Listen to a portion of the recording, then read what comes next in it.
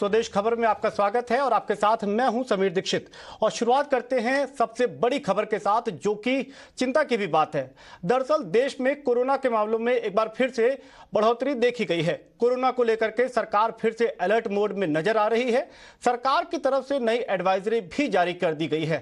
साथ ही कोरोना के बढ़ते मामले के चलते देश भर में स्वास्थ्य सुविधाओं की और व्यवस्थाओं की तैयारियों का जायजा लेने के लिए रियलिटी चेक किया जाएगा। रियलिटी चेक करने के लिए केंद्रीय स्वास्थ्य मंत्रालय ने 10 और 11 अप्रैल को मॉक ड्रिल करने का फैसला किया है। आईसीएमआर की एडवाइजरी में लोगों से कोविड से जुड़ी सभी जरूरी एहतियात बरतने की अपील की गई है। केंद्रीय स्वास्थ्य मंत्रालय की ओर से जारी बयान में कहा गया है कि कोरोना के कुछ राज्यों में ज्यादा मामले दर्ज किए गए हैं। मसलन देश के कुल कोरोना मामले में केरल में 26.4%, महाराष्ट्र में 27.7%, गुजरात में 13.9%, कर्नाटक में 8.6% और तमिलनाडु में 6.3% मामले सामने आए हैं। हालांकि वैक्सीनेशन के चलते कोरोना के गंभीर मरीजों या मौत के आंकड़े बेहद कम हैं। और देश भर में रोजाना कोरोना के 1100 से ज्यादा मामले सामने आ रहे हैं। अगर बीते 24 घंटे की बात करें तो कोरोना के 1590 मामले दर्ज किए गए हैं। नवंबर के बाद देश में सबसे ज्यादा एक दिन में कोरोना के मामले दर्ज किए गए हैं। दिल्ली, महाराष्ट्र, गुजरात, कर्नाटक, तमिलनाडु ऐसे राज्य हैं जहां कोरोना के सबसे ज्यादा मामले सामने आ रहे हैं। दिल्ली में पिछले 24 घंटे में कोविड के 152 नए केस मिले हैं। इसके साथ ही पॉजिटिविटी रेट भी 6.66% पहुंच गई है। राजधानी में एक्टिव केस की संख्या 424 है।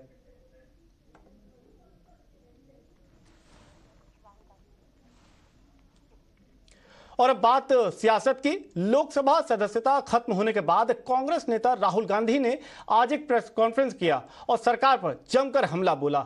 राहुल गांधी ने कहा कि देश में लोकतंत्र पर हमला हो रहा है। साथ ही उन्होंने कहा कि संसद की सदस्यता से जाने पर उन्हें कोई चिंता नहीं है। गांधी सोचता है मेरा नाम सावरकर नहीं है, मेरा नाम गांधी है। गांधी किसी से माफी नहीं मांगता। और मैंने कहा, पार्लियामेंट हाउस में कहा कि भैया मुझे बोलने दीजिए ना, एक बार तो बोलने दीजिए।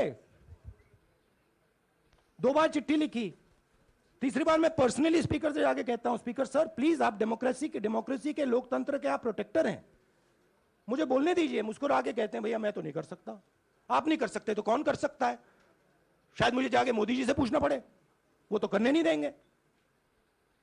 तो मेरा जो पॉइंट है, इस देश में लोकतंत्र खत्म हो गया है। इस देश के लोग जो इनके दिल में है, हमारे दिल में है, बोल नहीं सकते हैं। जाहिर है बीजेपी भी इस मौके पर पलटवार करने के लिए तैयार दिख रही थी और वैसा ही हुआ। राहुल गांधी के बयान पर बीजेपी ने जमकर पलटवार किया है। बीजेपी नेता रविशंकर प्रसाद ने कहा कि कोर्ट के खिलाफ राहुल गांधी सुप्रीम कोर्ट में अपील कर सकते हैं, लेकिन बाहर वो बयानबाजी कर रहे हैं। रविशंकर प्रसाद ने कहा कि कांग्रेस कर्नाटक चुनाव में फायदा उठाने के मकसद से लगातार ड्रामा कर रही है। तो राहुल गांधी ने 2019 में जो बोला था वो सोच समझकर बोले थे। मैं उन्हीं की बात को कोट कर रहा हूं। और उन्होंने क्या कहा था? ये सारे मोदी चोर क्यों होते हैं? मोदी बिहार, पूर्वी भारत, पश्चिम भारत में पिछड़े और अति पिछड़े समाज से आते हैं, सबसे बड़ी संख्या। तो श्रीमान राहुल गांधी ने पिछड़े समाज का अपमान किया था पब्लिक मीटिंग में। आलोचना करने का अधिकार है, गाली देने का अधिकार नहीं है। और राहुल गांधी ने गाली दी थी, बेइज्जत किया था, बेबुनियाद बातें की थी।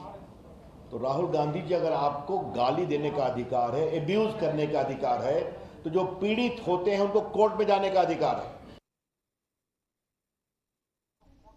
राहुल गांधी की सदस्यता खत्म होने के बाद देश भर में कांग्रेसियों में जोरदार आक्रोश देखने को मिला। कांग्रेस कार्यकर्ताओं ने देश में कई शहरों में सड़क पर उतरकर प्रदर्शन किया। लखनऊ, बंगाल, दिल्ली, मुंबई और बेंगलुरु में कांग्रेस कार्यकर्ताओं ने प्रदर्शन किया। विरोध प्रदर्शन के दौरान कई जगह कांग्रेसियों की पुलिस से नोकझोंक भी हुई।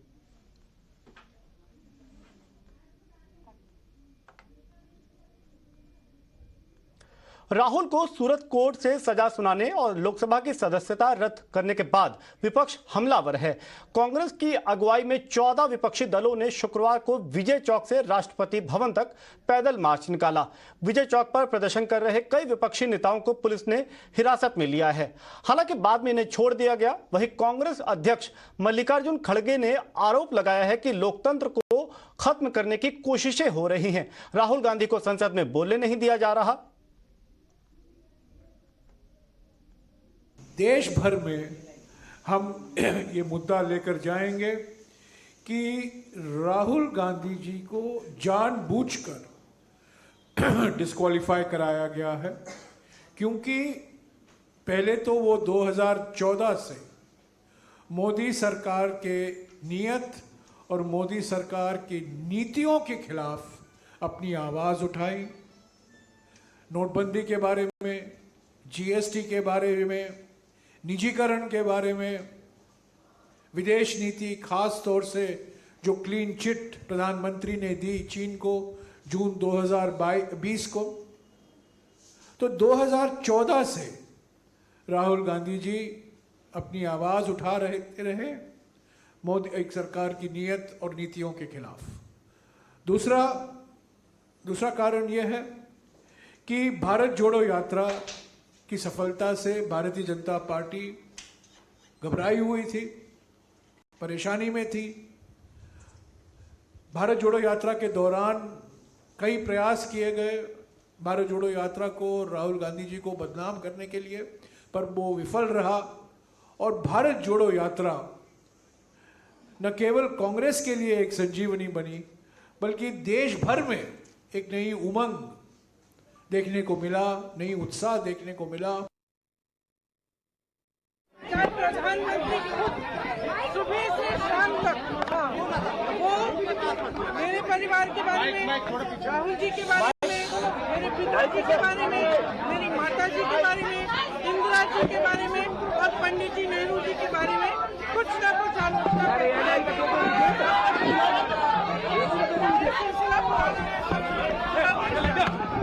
जानता है पूरा देश देखा है।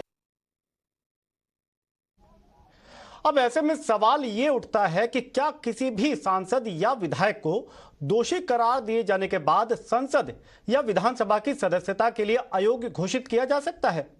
कानून और संविधान क्या कहता है और इसके पहले किन बड़े नेताओं की सदस्यता गई है? ये तमाम बातें जानते हैं इस डिटेल रिपोर्ट में।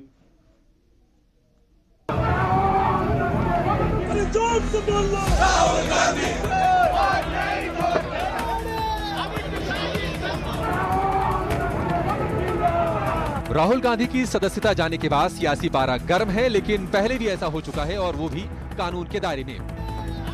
अब कुछ इतिहास के पन्नों को भी खोलते हैं और जानने की कोशिश करते हैं कि अब तक कितने सांसद की सदस्यता गई है और कब कब गई है। 1951 में कांग्रेस नेता और सांसद एचडी मुदगल की सदस्यता रद्द की गई। उन पर संसद में पैसे लेकर सवाल पूछने का आरोप लगा था। उस वक्त प्रधानमंत्री जवाहरलाल नेहरू ने मामले की जांच के लिए संसद में एक कमेटी बनाने का प्रस्ताव पारित कराया था। वहीं मौजूदा बीजेपी नेता सुब्रमण्यम स्वामी को आपातकाल के दौरान 1976 में राज्यसभा की सदस्यता गंवानी पड़ी थी। उन पर संसद की गरिमा को ठेस पहुंचाने और देश के महत्वपूर्ण संस्थानों को बदनाम करने के आरोप लगे थे। तब वो जनसंघ के नेता थे। यही नहीं, देश की पूर्व प्रधानमंत्री और राहुल गांधी की दादी इंदिरा गांधी तक को भी अपनी सदस्यता एक बार गंवानी पड़ी थी। 1977 में जनता पार्टी के सत्ता में काबिज होने के बाद उन पर विशेषाधिकारों के हनन और सदन की अवमानना का आरोप लगा था। साथ ही सरकारी काम में बाधा डालने, अधिकारियों को धमकाने, शोषण और झूठे मुकदमों में फंसाने का आरोप भी लगाया गया था। राहुल गांधी की मां और कांग्रेस की पूर्व अध्यक्ष सोनिया गांधी भी 2006 में सदस्यता गंवा चुकी हैं। संसद में लाभ के पद का मामला जोर शोर से उठने के बाद उन्हें इस्तीफा देना पड़ा था। दरअसल सोनिया गांधी रायबरेली से सांसद थीं। इसके साथ ही वो यूपीए सरकार के समय गठित राष्ट्रीय सलाहकार परिषद की चेयरमैन भी थी। एक बार तो ऐसा हुआ कि सामूहिक तौर पर 11 सांसदों की सदस्यता को खत्म करने का ऐतिहासिक फैसला भी हुआ था। ये मामला 2006 का है, जिसमें लोकसभा के 10 और राज्यसभा के 1 सांसद की सदस्यता रद्द की गई थी। ये सभी नेता संसद में पैसे लेकर सवाल पूछने के लिए कैमरे में कैद हो गए थे। 2013 में चारा घोटाले में दोषी पाए जाने के बाद बिहार के पूर्व मुख्यमंत्री रहे लालू प्रसाद यादव को भी अपनी सदस्यता गंवानी पड़ी थी। करोड़ों रुपए के चारा घोटाले के सिलसिले में दोषी करार लालू यादव उस समय बिहार के सारण से लोकसभा सांसद थे। 2013 में ही MBBS सीट घोटाले की वजह से कांग्रेस सांसद रशीद मसूद की भी सदस्यता चली गई थी। वो सीट घोटाले के मामले में दोषी करार दिए गए थे। 2016 में लिकर किंग के नाम से मशहूर विजय माल्या को भी अपनी राज्यसभा की सदस्यता गंवानी पड़ी थी। जांच में ये बात पता चली थी कि उन्होंने 10 साल से अपनी घोषित संपत्ति में कोई बदलाव नहीं किया था। दरअसल ये सदस्यता representation of the People's act 1951 की धारा 8(3) के तहत जाती है। अगर किसी सांसद या विधायक को किसी अपराध में कोर्ट की ओर से दोषी ठहराया जाता है और उसे 2 साल या इससे अधिक की सजा सुनाई जाती है तो उसकी संसद या विधानसभा की सदस्यता समाप्त हो जाती है। साथ ही नेता अपने रिहाई के 6 साल बाद तक कोई भी चुनाव नहीं लड़ सकते हैं। माना यह जा रहा है कि राहुल गांधी अब हाई कोर्ट का दरवाजा खटखटाएंगी और अगर वहां पर राहत नहीं मिली तो सुप्रीम कोर्ट जाएंगे। लेकिन गौर करने वाली बात यह है कि सुप्रीम कोर्ट ने 11 जुलाई 2013 को अपने फैसले में कहा था कि अगर कोई सांसद या विधायक दोषी पाया जाता है तो निचली अदालत में दोषी करार दिए जाने की तारीख से ही संसद या विधानसभा की सदस्यता के लिए अयोग्य घोषित किया जा सकता है। Bureau report. और केंद्रीय जांच एजेंसियों के दुरुपयोग का मामला सुप्रीम कोर्ट में पहुंच गया है। इस मामले में 5 अप्रैल को सर्वोच्च अदालत में सुनवाई होगी। 14 विपक्षी पार्टियों ने सरकार पर ईडी और सीबीआई के दुरुपयोग का आरोप लगाते हुए सुप्रीम कोर्ट का दरवाजा खटखटाया था। इसमें कांग्रेस, शिवसेना और आप जैसी पार्टियां शामिल हैं। कोर्ट में दायर याचिका में विपक्ष ने दलील दी है कि वो लंबित मामलों में दखल की मांग नहीं कर रहे, लेकिन गिरफ्तारी और बेल के मामले पर कोर्ट दिशा निर्देश तय करे। इसमें सिर्फ विपक्षी नेताओं को ही लगातार निशाना बनाने की बात कही जा रही है।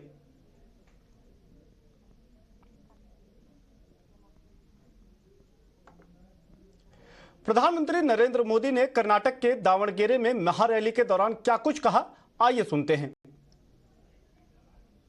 कांग्रेस पार्टी के राष्ट्रीय अध्यक्ष के घर में भाजपा का विजय डंका बज गया। ये एक प्रकार से विजय संकल्प रैली का शुभ संकेत है कि विजय यात्रा आरंभ हो चुकी है। ये दृश्य एक कलबुर्गी का नतीजा ये साफ दिखा रहा है कि डबल इंजन सरकार की धमाकेदार वापसी का निर्धार कर्नाटका ने कर लिया है। और अब वित्त मंत्रालय से जुड़ी हुई खबर। सरकारी बैंकों के प्रमुखों के साथ वित्त मंत्री की बैठक खत्म हो गई है। सूत्रों के मुताबिक बैठक में सरकारी बैंकों के प्रदर्शन और क्रेडिट ग्रोथ प्लान रिव्यू किया गया। अगले वित्त वर्ष के लिए क्रेडिट ग्रोथ प्लान पर भी चर्चा हुई है। किसान credit card, stand up India, प्रधानमंत्री मुद्रा योजना और emergency credit line guarantee scheme की भी समीक्षा की गई। बैंकों के प्रदर्शन की समीक्षा इस बैठक का मुख्य एजेंडा रहा।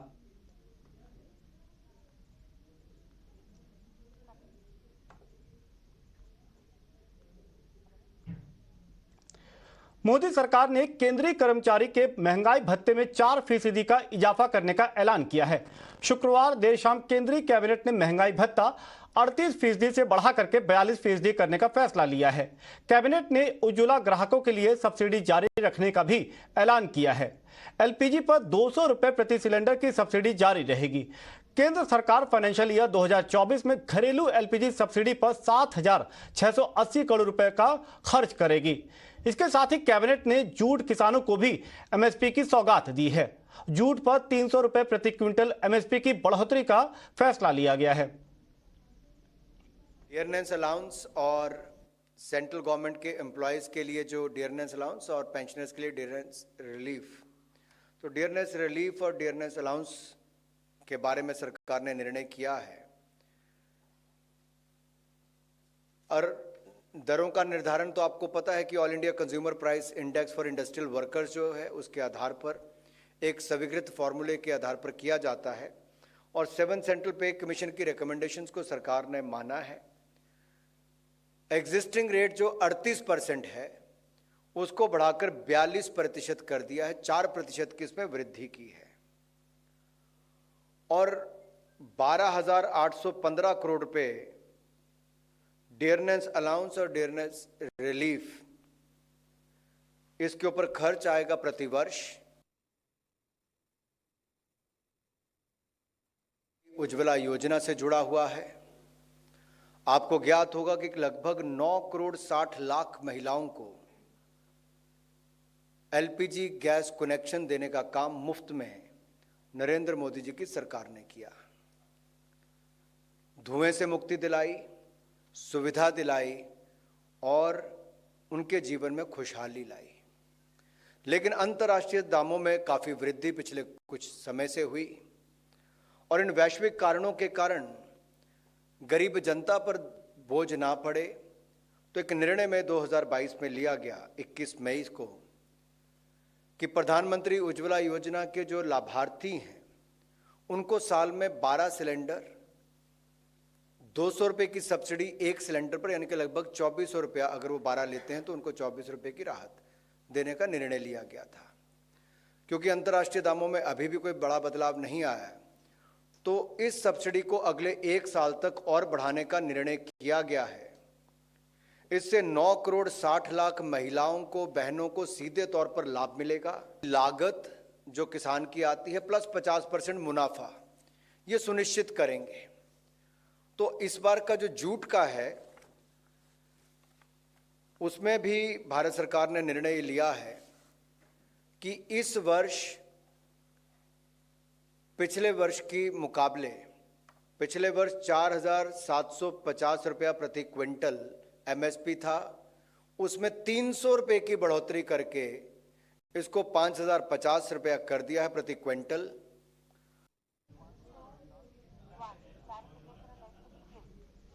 और अब बात एसटीटी यानी कि सिक्योरिटीज ट्रांजैक्शन टैक्स पर हुए कंफ्यूजन की। हालांकि वित्त मंत्रालय की इस पर अब सफाई आ चुकी है। वित्त मंत्रालय ने साफ किया है कि ऑप्शंस बिक्री पर एसटीटी 25% बढ़ाया जाएगा। ऑप्शंस बिक्री पर एसटीटी 0.05% से बढ़ा करके 0.062% कर दिया गया है। 1 करोड़ रुपए के टर्नओवर पर एसटीटी 5,000 रुपए से बढ़कर अब 6,250 रुपए हो गई है। इस पर वित्त सचिव टीवी सोमनाथन ने क्या कुछ कहा, आइए सुन लेते हैं। The rate increase is from 0.05 to 0.06. It's a 25% increase in the rate. Okay. Yeah. How it will be carried, sir? Because already the Lok Sabha has passed. It's a typographical. There's a routine procedure for it. It's not. In fact, the rate is 0.05 to 0.06. What is the pension scheme की तो old और new pension scheme के मुद्दे को सुलझाने के लिए केंद्र सरकार ने अब एक और पहल की है। लोकसभा फाइनेंस बिल पारित करवाते वक्त वित्त मंत्री निर्मला सीतारमण ने जानकारी दी है कि सरकार पेंशन के मसले पर कमेटी बनाने जा रही है। वित्त सचिव की अगुवाई में यह कमेटी बनेगी जो कि नई पेंशन योजना का रिव्यू करेगी। इस कमेटी में राज्यों के नुमाइंदे भी शामिल किए जाएंगे। उधर वित्त मंत्रालय के सूत्र बता रहे हैं कि ओल्ड पेंशन स्कीम को किसी भी सूरत में लागू नहीं किया जाएगा, लेकिन एनपीएस को ही आकर्षक बनाने की तैयारी है। इसके लिए सरकार एनपीएस में निवेश पर मिनिमम रिटर्न की गारंटी दे सकती है। The national pension system for government employees needs to be improved. I propose to set up a committee under the finance secretary to look into this issue of pensions and evolve an approach which addresses the needs of the employees. इस मसले पर केंद्रीय मंत्री अनुराग ठाकुर ने भी press conference में सरकार के फैसले की जानकारी दी है। The decision of the central government. The central government has decided to form a committee on the NPS and OPS issue raised by the pensioners and the government employees. The committee will be headed by the finance secretary of the government of India. They will look into the demands and they will consider the pensioners' demand as well as the financial prudence as well. And I'm sure once they come out with a report, it will guide the central government to take decision in that regard, and it could be a guidance for the state governments as well.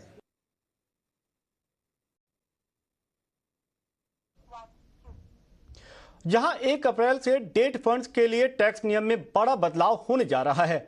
Long term capital gain tax का फायदा date funds के निवेशकों के लिए खत्म होने जा रहा है। ऐसे फंड्स जिनका 35% से इक्विटी में कम एक्सपोजर है, उनके लिए LTCG का फायदा खत्म हो जाएगा। ऐसे सभी म्यूचुअल फंड्स को short term capital gain tax देना होगा। डेट MF में LTCG फायदा खत्म होने से किन फंड्स और शेयरों पर नए टैक्स नियम का असर पड़ेगा, ये सब बताने के लिए हमारे साथ जुड़ रहे हैं शरद दुबे। जी बिल्कुल, सबसे पहले जो मैं बताऊंगा कि जो फाइनेंस की जो बिल है ऑलरेडी ये पास हो चुकी है और इम्पॉर्टेंट बात ये है कि जो डेट फंड म्यूचुअल स्कीम्स है वहाँ पे जो लॉन्ग टर्म इंडेक्सेशन के बेनिफिट्स होते थे टैक्सेशन को लेके, उसमें जो है वो रिमूव कर दिए गए हैं। और ऑफकोर्स ये एप्लीकेबल होगी आपके गोल्ड के स्कीम्स को लेके, इंटरनेशनल इन्वेस्टिंग को लेके और फंड ऑफ फंड्स को लेके भी। तो आप कह सकते हैं कि एक टाइप से पैरिटी आ जाएगा फिक्स डिपॉजिट्स के साथ। ये जो है गवर्नमेंट का ओवरऑल थीम लग रहा है। ऑफकोर्स इसका एक और इम्पॉर्टेंट बात होता है कि जो टैक्स लूपहोल होते हैं उसको भी बचाया जाएगा, जो HNIs और बड़े कॉर्पोरेट हाउसेस करते थे। और अब जो है क्या था कि जो एग्जिस्टिंग था आपका वो लगभग 3 साल तक के लिए होल्डिंग के बाद जो था इंडेक्सेशन आपको मिलता था। इससे क्या है, टैक्स एडवांटेज भी रिड्यूस होने वाला है और एक बैंक्स का FDs को भी बूस्ट मिलने वाला है। ऑफकोर्स जो फंड मैनेजमेंट का इकोसिस्टम है उनको ज़रूर इम्पैक्ट पड़ेगा और यहाँ पे आउटफ्लोज देखने मिल सकती है म्यूचुअल फंड इंडस्ट्री से। लेकिन जो रिटर्न्स के बारे में बात करें कि ऑफकोर्स अगर आप इंडिविजुअल लेवल पे बात करें तो वहाँ पे जो है आपका पोस्ट टैक्स रिटर्न्स जो होती है वो कम होने लगेगी इस नए स्कीम में जो लागू होने वाले। पर याद रखिए 1 अप्रैल से लागू होगा, 31 मार्च के पहले तक जो है यह लागू नहीं होगा। इसके अलावा जो है ऑफकोर्स ये पैसा जाएगा कहाँ, ये एक सवाल रहता है। उस पर यहाँ पे जो है फिक्स डिपॉजिट्स ले लीजिए, इक्विटी सेविंग्स ले लीजिए, स्पेशली जो हाइब्रिड स्कीम है वहाँ पे पैसा जा सकता है। And of course corporate FD bond और फिजिकल गोल्ड में भी इंटरेस्ट रहेगा। डेट फंड का लगभग 13 लाख करोड़ AUM है इस पूरे इंडस्ट्री में। और जो नेगेटिव इम्पैक्ट की बात हो रही है तो वो तो एक AMC स्टॉक्स थे ही, लेकिन एक स्लाइड पॉजिटिव इम्पैक्ट आपको बैंकिंग स्टॉक्स में दिख सकता है क्योंकि डिपॉजिट्स बढ़ रही है। NBFC स्टॉक्स में नेगेटिव आ सकता है क्योंकि कॉस्ट ऑफ फंडिंग बढ़ सकता है और एक मार्जिनल सरप्राइज इंश्योरेंस स्टॉक्स में देखने मिल सकता है। लेकिन ओवरऑल डेट ओरिएंट फंड में बात करें तो 55% निवेश लॉन्ग टर्म में कॉर्पोरेट्स का है और HNIs का 39% का है। रिटेल निवेशक का 5% से भी कम है। बस इतना ही। आप बने रहिए ET9 स्वदेश के साथ। नमस्कार।